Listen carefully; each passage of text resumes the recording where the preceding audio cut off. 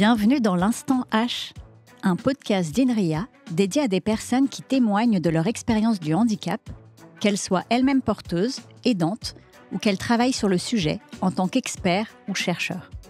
Je suis Sarah Pébro. Comédienne et auteure, j'ai eu un cancer du sein. J'ai partagé mon expérience avec humour et espoir dans un livre, Sarah, 30 ans, mon cancer, même pas peur, et un spectacle, Cas surprise. Dans ce podcast, je vais rencontrer des femmes et des hommes qui vous raconteront comment vivre en situation de handicap, et en particulier dans l'emploi. Ce qui a pu les aider dans leur parcours, tant humainement que techniquement, ce qui est mis en place au sein d'INRIA, et tout ce qu'ils tirent de positif de leur expérience. Plongez dans l'Instant H, le podcast qui offre un nouveau regard sur le handicap.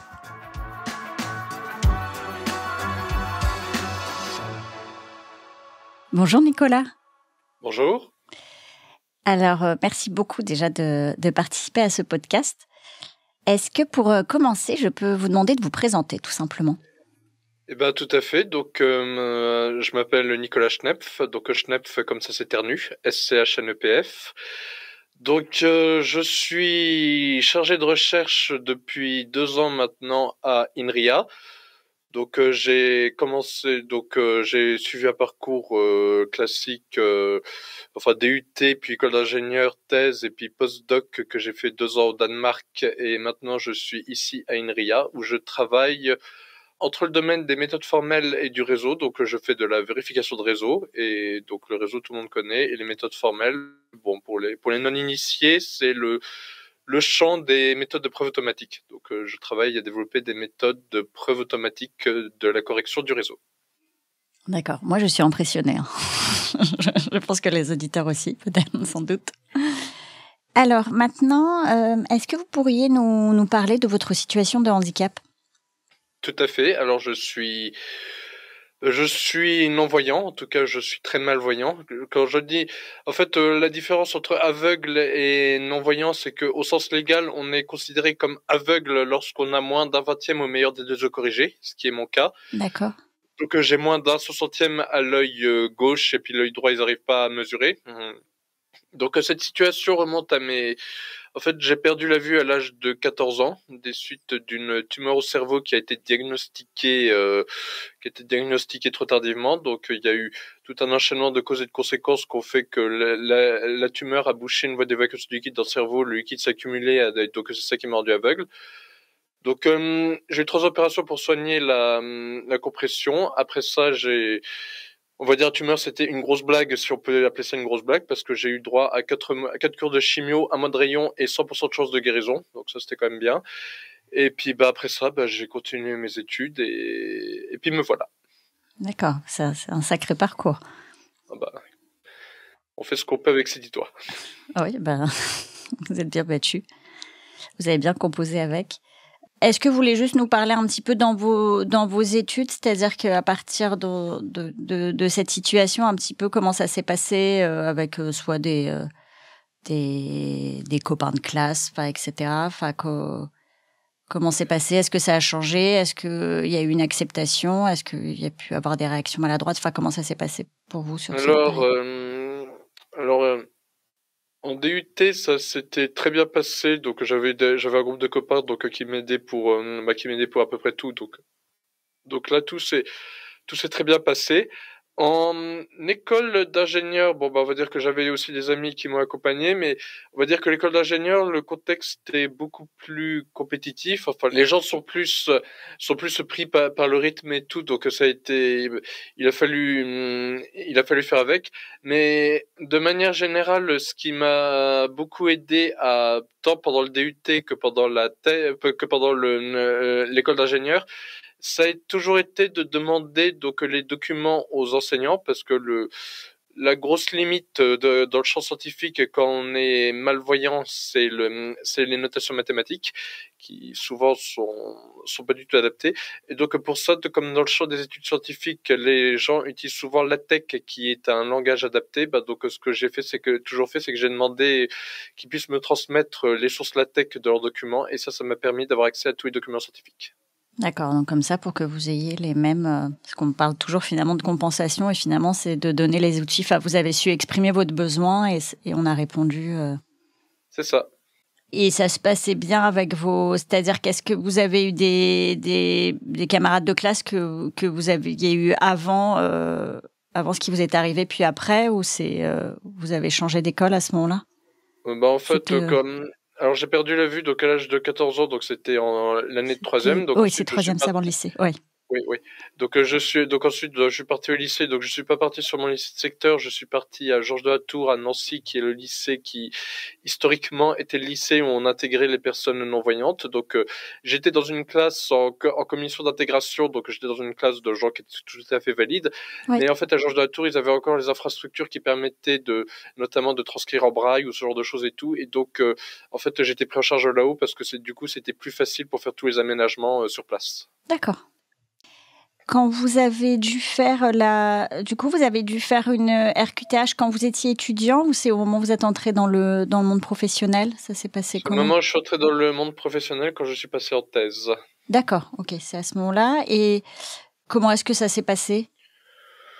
Ça s'est bien passé. Enfin, on a déposé une demande à la MDPH. Bon, vous savez, enfin, les dossiers, donc la MDPH, la Maison départementale des personnes handicapées, c'est toujours un peu folklorique. Oui.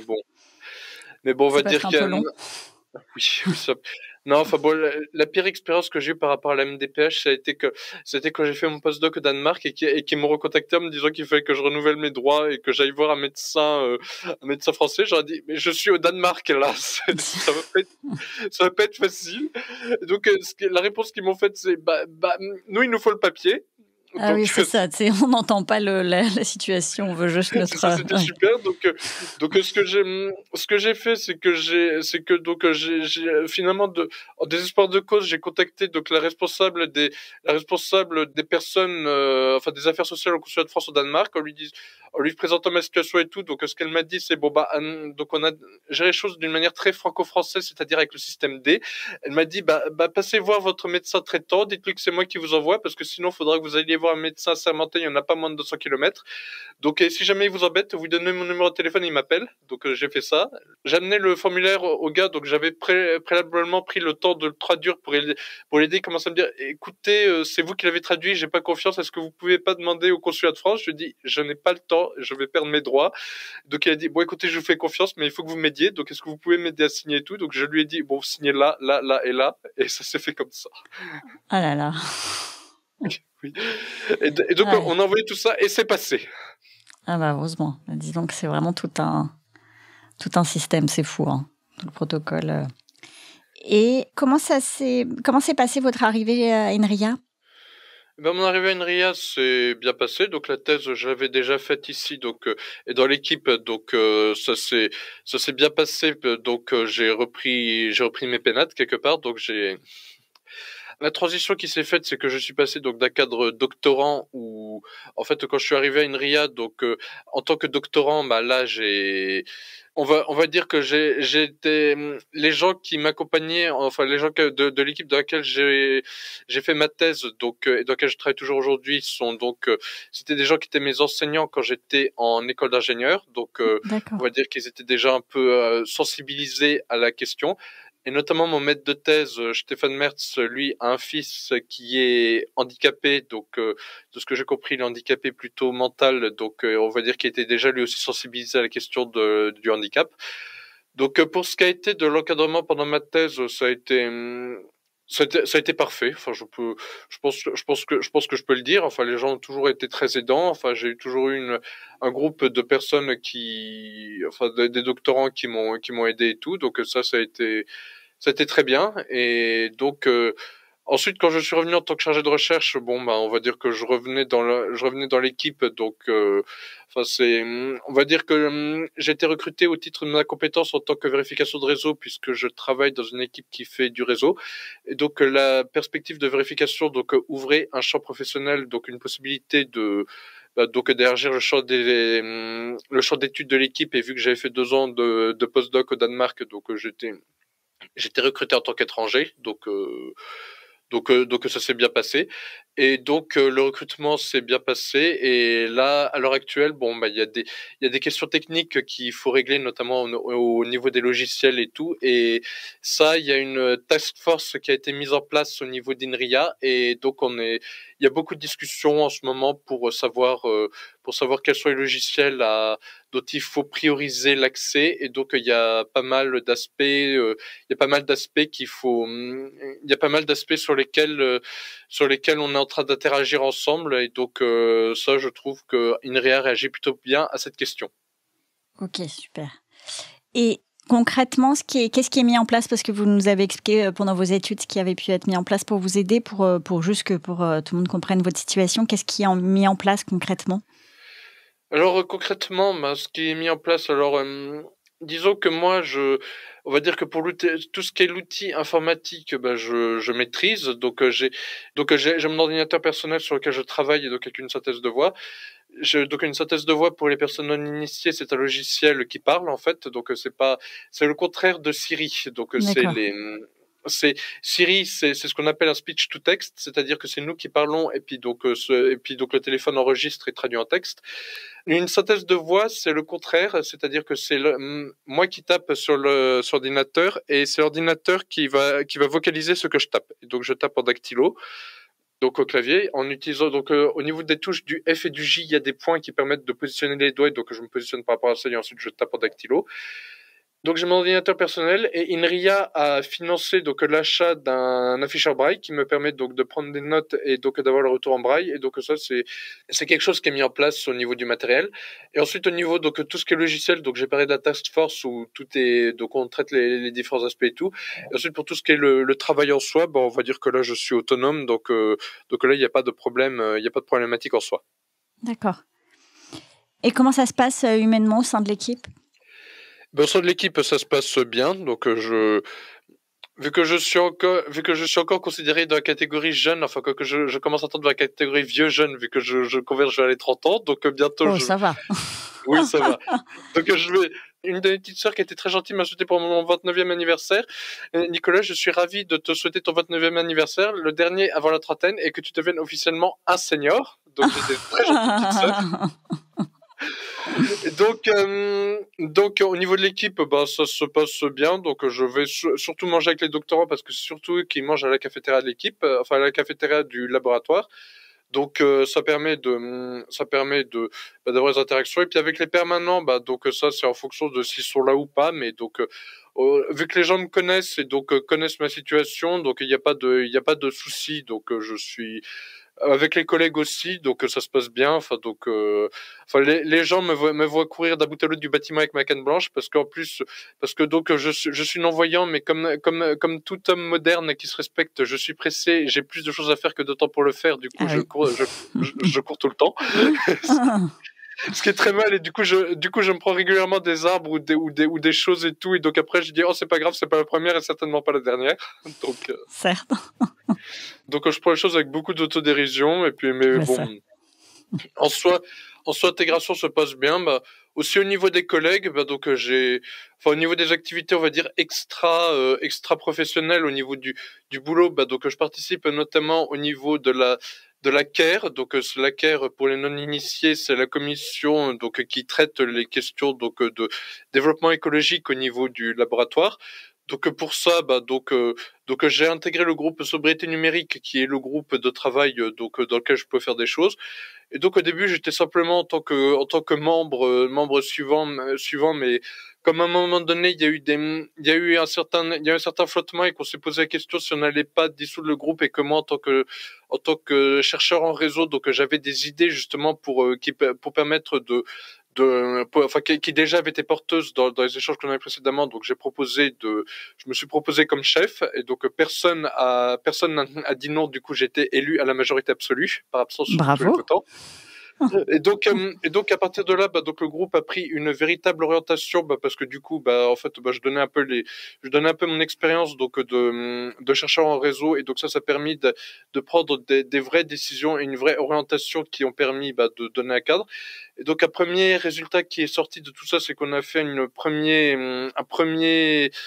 premier café débat, donc enfin ce qu'on appelle des cafés in, ici in pour INRIA, donc de sorte à présenter donc des thématiques liées au réseau et notamment à l'usage du streaming. Et donc les gens se sont déclarés intéressés, donc c'était bien. Donc maintenant on va réfléchir à d'autres possibilités.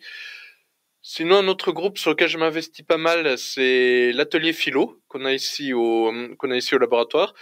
Bon, donc pour faire hommage à Nazim, donc notre superviseur et gourou, non, excusez-moi, c'est pas le terme qu'il faut prendre, mais même si c'est pas tout à fait faux.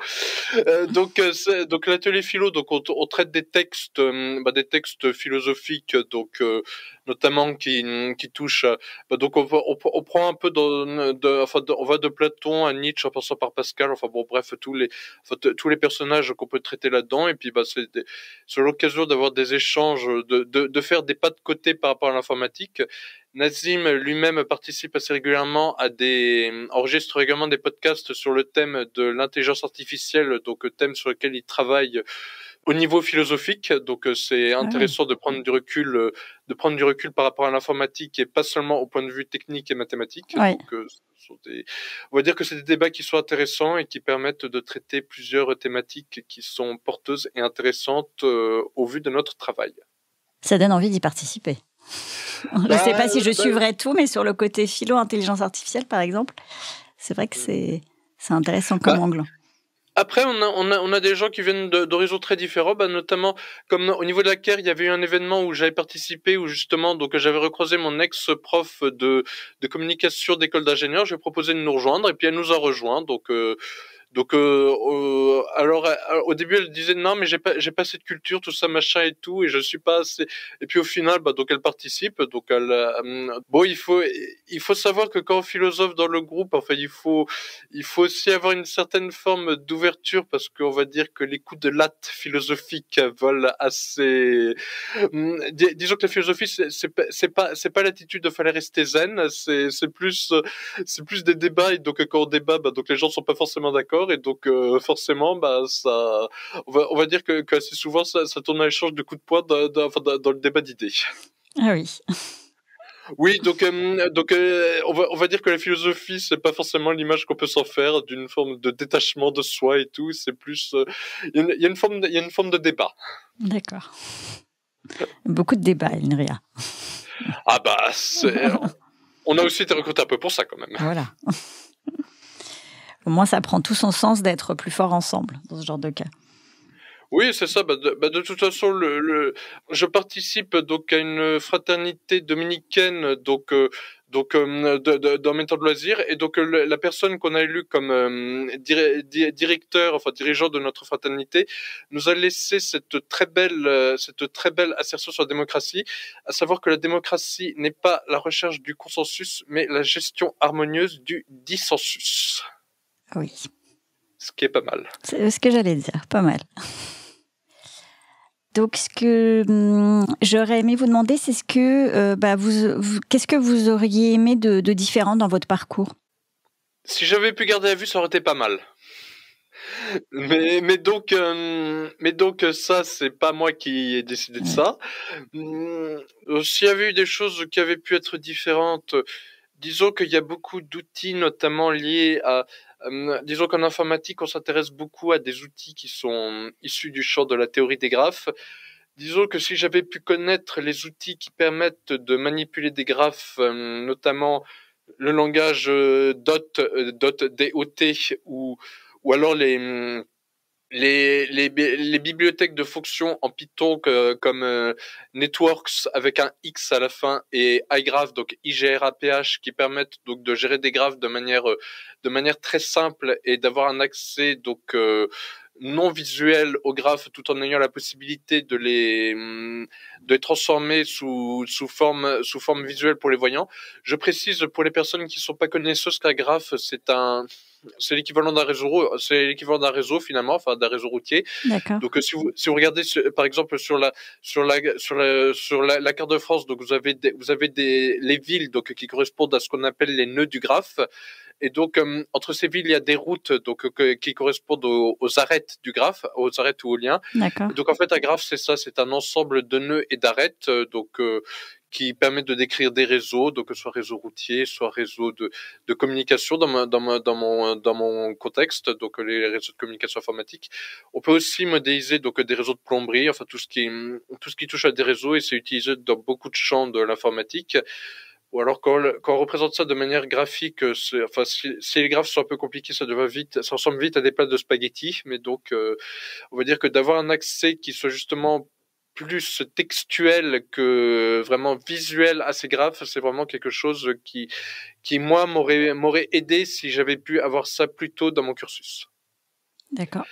Et puis aussi, donc comme je l'ai dit, donc tout ce qui touche à l'accès donc au formalisme mathématique, donc je me suis mis à LaTeX. Ça s'écrit LaTeX, LATEX, mais ça se prononce LaTeX parce que donc c'est du grec et donc le X c'est du grec en tout cas. Ouais. Et donc le langage LaTeX, donc comme j'en ai déjà brièvement parlé, c'est un langage qui permet de transcrire des maths donc sous un format en texte brut. Donc quand il y a des formules mathématiques, donc on a des fonctions. Donc par exemple une racine carrée, on va noter \sqrt, donc pour square root en anglais. Ensuite on ouvre l'accolade, on met le contenu de ce qu'il y a sur la racine carrée. Donc là si j'ai simplement racine 2, ça va être \sqrt accolade 2 accolade. Comme ça, avec un formalisme, on peut accumuler les balises et décrire des mathématiques dans un langage qui est complètement accessible aux personnes qui ne voient pas. Moi, j'apprends des choses. Non, mais j'aime bien apprendre des choses. C'est très intéressant. Ouais, c'est ça. Et puis, donc, c'est-à-dire que s'il y a puisque le but du podcast, c'est d'aider des gens qui seraient en but à ce genre de difficultés, donc, je signale les difficultés que j'ai eues et comme ça permet d'évoquer les solutions que j'ai pu mettre en place. Merci. Ça va sans aucun doute aider des personnes. Et puis, même si c'est pas cette solution-là, se dire aussi qu'il y a des possibilités, qu'on peut en trouver, on peut en trouver ensemble. Et à contrario, qu'est-ce que vous gardez de positif ? Ce que je garde de positif, c'était toutes les organisations humaines qui ont été mises en place, notamment à l'Université de Lorraine. Parce que donc au niveau de l'Université de Lorraine, c'est très bien fait au niveau de notre université. On a un service qui s'appelle le SISU, donc c'est le service donc qui accompagne les personnes handicapées dans leur cursus supérieur.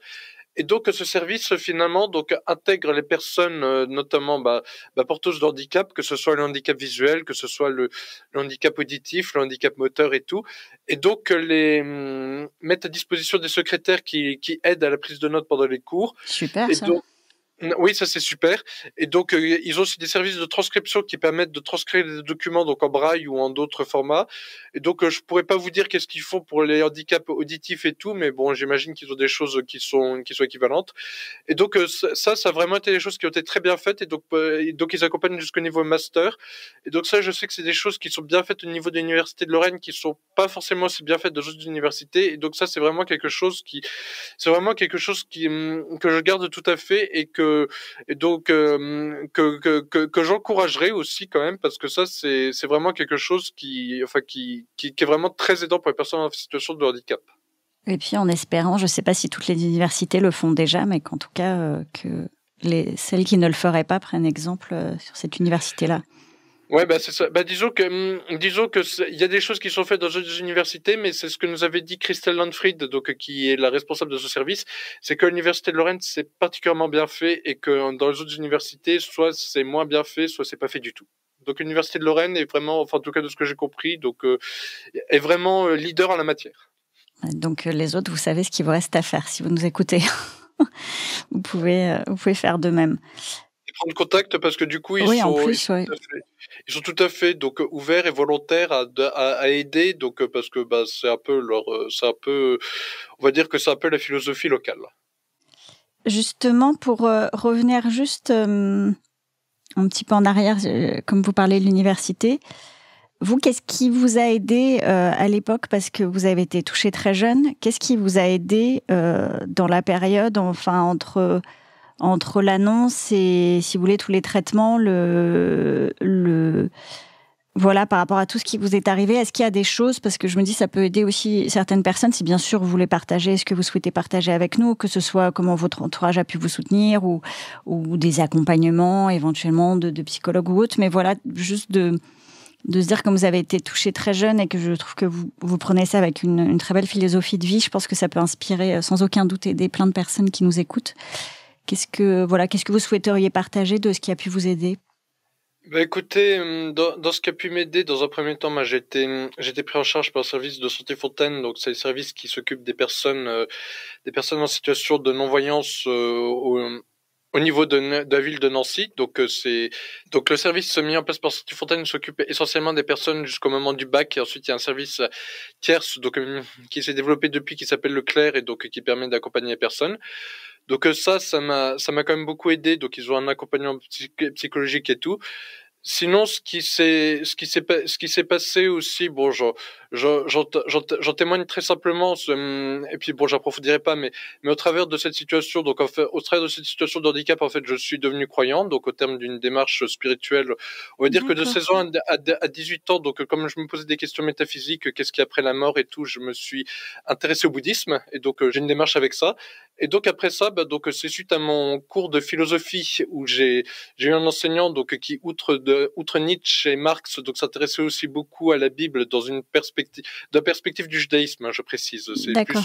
C'est plus les textes juifs qui l'intéressaient, donc la démarche juive qui reste très ouverte et justement très portée sur l'échange et le débat. Oui. Et donc moi on va dire que ça m'a questionné justement, et donc je me suis intéressé. C'est au travers de ça que je me suis rapproché finalement de la religion chrétienne. Et puis bon on va dire que je reste aujourd'hui très ouvert aux autres religions, notamment je discute avec Nazim, donc le collègue dont j'ai déjà parlé qui est musulman, et donc je partage aussi avec donc des études bibliques avec des protestants, donc j'essaye à mon niveau de faire du lien entre des communautés qui sinon se méconnaissent ou s'ignorent, et donc disons que j'essaye à mon niveau d'être acteur d'une forme de relais et de connaissance mutuelle dans la société. C'est super de faire ça.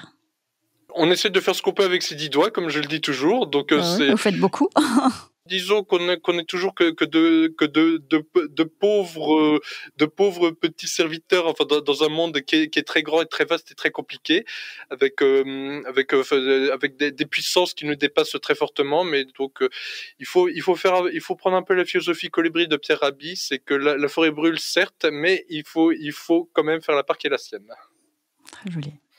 Et alors, ça fait un lien justement à ce que je voulais vous demander ensuite. Donc, ça vous pourrez reparler de ça ou d'autres choses, soit du côté spirituel ou d'autres choses qui a pu vous aider. Mais qu'est-ce que vous donneriez comme conseil à un collègue qui viendrait d'apprendre qu'il est en situation de handicap? Donc, en plus, on sait que la période d'acceptation peut être plus ou moins longue. Qu'est-ce que vous lui donneriez comme conseil? Ce que je donnerais comme conseil, c'est de pas lâcher.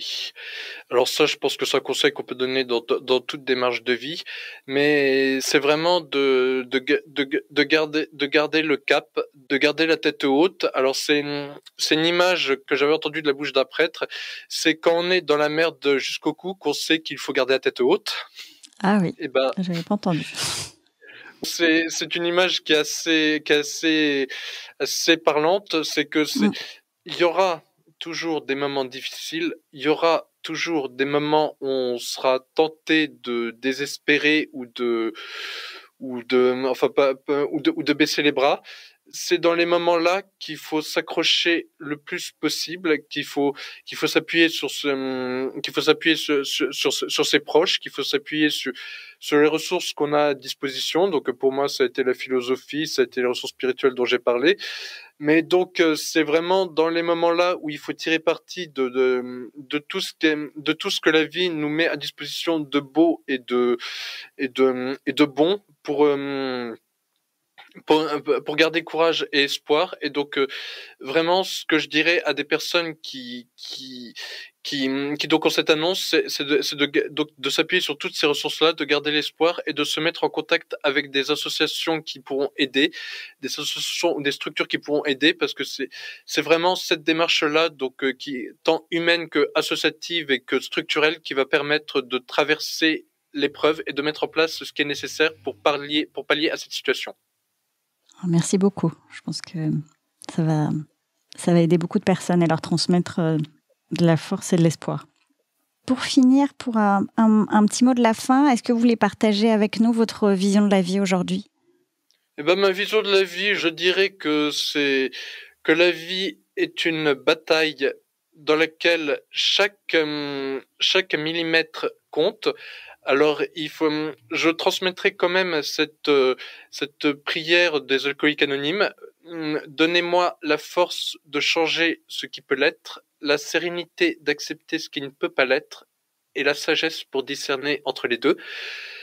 Je pense que ça, c'est quelque chose qu'il faut garder en mémoire, c'est que chaque minute qui passe est une minute de combat. Il faut tenir bon. Et puis il y a des choses qu'on peut pas changer. Ces choses qu'on peut pas changer, il faut bien accepter, de les accepter justement. Et cette démarche-là de souplesse est peut-être pas forcément évidente, mais j'aime beaucoup cette fable de La Fontaine, donc le chêne et le roseau. Si je peux conseiller tous les auditeurs, c'est de chercher au maximum à être le roseau et pas le chêne, parce que donc quand la tempête arrive, le chêne est déraciné et puis il s'effondre, mais le roseau plie mais ne rompt pas. Ouais. Et donc il est essentiel dans cette bataille qu'est la vie, d'apprendre à plier, à lâcher sur ce qu'il faut lâcher et à tenir sur ce qu'il faut tenir, et puis de savoir justement quelles sont les choses sur lesquelles il faut tenir et quelles sont les choses sur lesquelles il faut lâcher. C'est ça qui est pas forcément évident à faire, mais on va dire que c'est un apprentissage de vie. Et puis on va dire qu'aujourd'hui, j'en suis arrivé à 30 ans à être chargé de recherche à INRIA en tenant cette mentalité-là. Donc, je pense que c'est une mentalité qui reste à peu près valable. Et donc, si je pouvais recommander une certaine pensée de la vie, je donnerais celle-là. Donc, encore cette prière des alcooliques anonymes. Donnez-moi la force de changer ce qui peut l'être, la sérénité d'accepter ce qui ne peut pas l'être, et la sagesse pour discerner entre les deux. Merci beaucoup. C'est très beau et très juste. Merci beaucoup pour la proposition, et puis en espérant que ça pourra aider beaucoup de personnes. Je n'en doute pas, et merci beaucoup à vous. Merci d'avoir pris le temps et d'avoir eu la générosité de partager tout ça avec nous. Prenez soin de vous. Merci à notre invité pour son témoignage inspirant. Et merci à tous d'avoir écouté cet épisode de l'Instant H, le podcast d'INRIA dédié à des personnes qui témoignent de leur expérience du handicap. Si vous avez aimé cet épisode, n'hésitez pas à le partager autour de vous, en envoyant le lien à un ou deux collègues et à des proches, et en parlant dans la vraie vie. Nous sommes tous concernés. Et c'est en partageant ces témoignages et ces messages inspirants que nous parviendrons à changer le regard sur le handicap, pour mieux vivre et mieux travailler ensemble. Et pour finir sur une citation de Thérèse de Lisieux, que Nicolas a partagée avec nous lors de l'enregistrement, « Le soleil brille toujours derrière les nuages. L'Instant H, le podcast qui offre un nouveau regard sur le handicap. »